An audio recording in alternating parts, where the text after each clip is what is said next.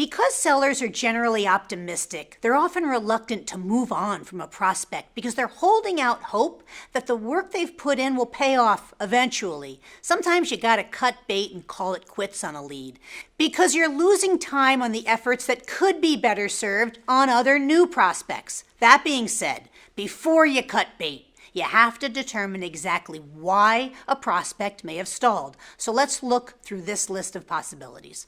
Number one, the client doesn't feel a sense of urgency. This happens all the time, especially when a client's new to advertising. That client's asking themselves, what happens if I do nothing? All the time.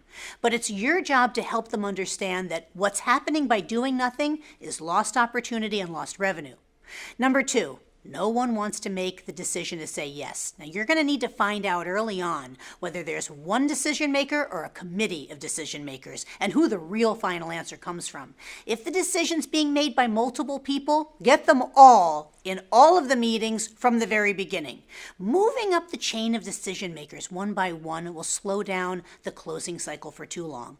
Number three, your advertiser's working with one of your competitors. If an advertiser is already working with someone, your only shot to moving them to test you or to give you all of their money is for you to find out what's not working for this advertiser with that other partner. So what are the pain points they've been experiencing? What perhaps haven't they been satisfied with? Stalled accounts can still close. If you're getting any of these objections, this account isn't dead. These are just excuses from an advertiser to stall. So notice these as stalls and not real objections.